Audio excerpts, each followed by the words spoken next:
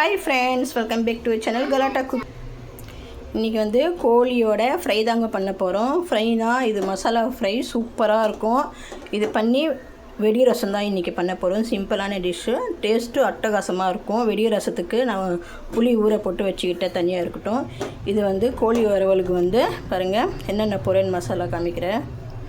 ஒரு ஸ்பூன் வந்து இஞ்சி பூண்டு பேஸ்ட்டு போட்டு, ஒன்றுமே இல்லை, சிம்பிளான மசாலா தாங்க இது.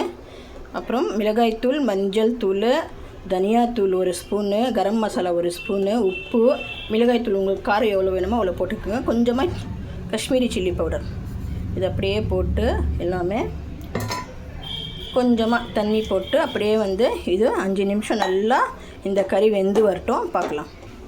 பாருங்க, கொஞ்சமாக தண்ணி போட்டு நல்லா இது நல்லா வெந்து வரட்டும் கறி. இதுலேயே தண்ணி விடும் உங்களுக்கு.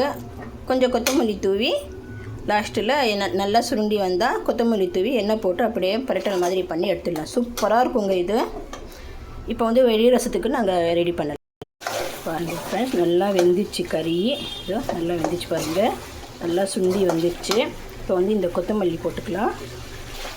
நல்லா பரட்டல் பண்ணி இதுலேயே வந்து கொஞ்சமாக எண்ணெய் போட்டுக்கலாம், ஜாஸ்தியாக போடக்கூடாது. அவ்வளோதான் ஃப்ரெண்ட்ஸ், இது சூப்பராக ரெடி ஆயிடுச்சு. நல்லா உங்களுக்கு எவ்வளோ பற்றி வரணுமோ அவ்வளோ எடுத்து வச்சுக்கோங்க. செம்மையாக இருக்கும் இந்த வெடி ரசத்துக்கும் இதுக்கும் காம்பினேஷன் சூப்பர். எல்லா சோறும் உங்கள் வீட்டில் இன்றைக்கி காலி ஆகிடும். அந்த மாதிரி ஒரு டேஸ்ட்டு சூப்பராக ஃப்ரெண்ட்ஸ். இது ரெடி ஆயிடுச்சு. அவ்வளோதான். இதை ஷேர் பண்ணுங்கள், கமெண்ட் பண்ணுங்கள், சப்ஸ்கிரைப் பண்ணுங்கள், மறக்காமல் பெல் பட்டனை கிளிக் பண்ணுங்கள். புதுசாக வரவங்க ஷேர் பண்ணிவிட்டு பாருங்கள், கமெண்ட் பண்ணிவிட்டு பாருங்கள், சப்ஸ்கிரைப் பண்ணுங்கள். எல்லோரும் சப்போர்ட் பண்ணுங்கள். இது டேஸ்ட்டு பண்ணி பாருங்கள், செஞ்சு செம்மையாக இருக்கும். பசங்க விரும்பி சாப்பிடுவாங்க. அவ்வளோதான் ஃப்ரெண்ட்ஸ், பாய், லவ் யூ.